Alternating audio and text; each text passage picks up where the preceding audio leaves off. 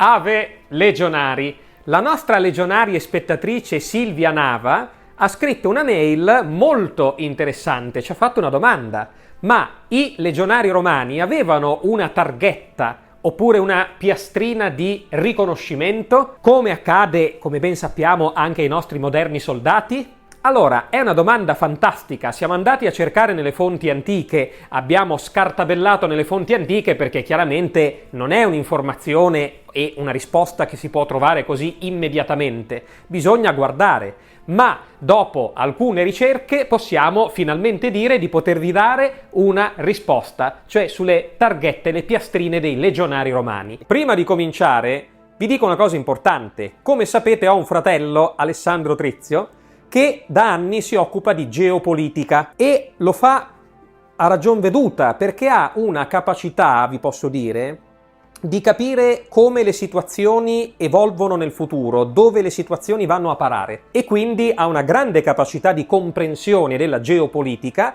e ha lanciato il marchio Allground, portale di analisi sulla geopolitica e il cyber warfare. Iscrivetevi alla pagina Facebook di Allground o al canale YouTube di Allground per avere tutte le notizie e le analisi aggiornate per capire meglio il mondo di oggi, con la stessa serietà e preparazione di Scriptamanent. Nel primo commento trovate il link per scoprire e iscrivervi a questo nuovo grande progetto guidato da Alessandro. La risposta è sì, si chiama Signaculum.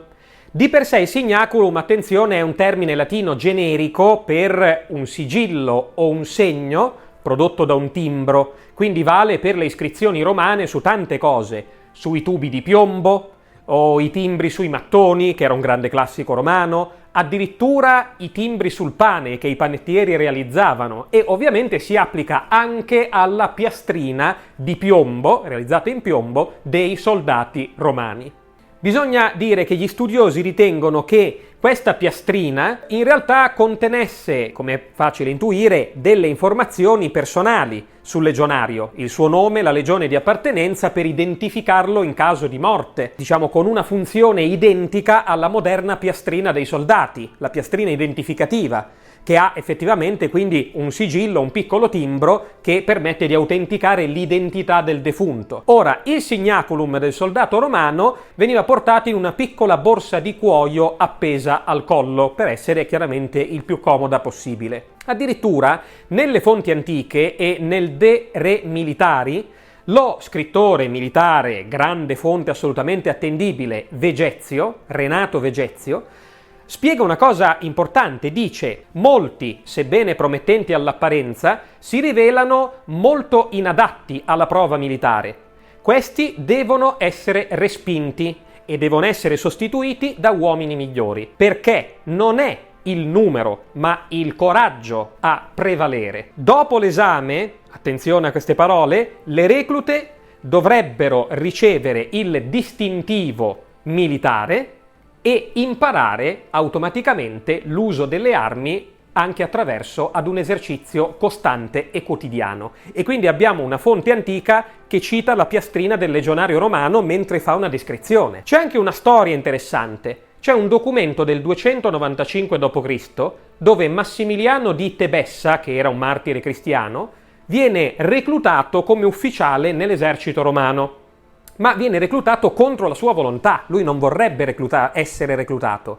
Mentre veniva preparato, di nuovo testuali parole, Massimiliano rispose: non posso servire come soldato, non posso assolutamente fare del male, perché io sono cristiano. Allora il proconsole Dione risponde che venga misurato, e dopo essere stato misurato nella sua altezza, questa altezza fu letta da uno scudiero, e dice: è alto 5 piedi e 10 pollici.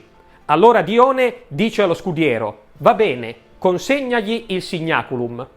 Massimiliano però resistette e rispose: no, non lo faccio, io non posso servire come un soldato, sono cristiano, non accetto il signaculum del mondo secolare, e se mi dai il signaculum lo spezzerò, perché non ha per me alcuna validità. Io non posso portare un pezzo di piombo al collo dopo aver fatto il segno di Nostro Signore. E allora Dione disse, finalmente convinto, rimuove il suo nome dalla lista dei soldati. Questa è un'altra testimonianza storica ed è un altro racconto che ci fa capire come il signaculum facesse parte del reclutamento e fosse parte integrante dell'equipaggiamento del soldato. Ci sono addirittura delle prove che all'epoca del tardo esercito romano, tardo impero, fosse diventata una pratica comune quella di dare un tatuaggio ai soldati ritenuti idonei al servizio all'interno di una legione. Questo perché? Perché serviva a scoraggiare la diserzione, perché rendeva chiaramente riconoscibile il soldato o ex soldato che aveva disertato, quindi poi si trasforma in un tatuaggio.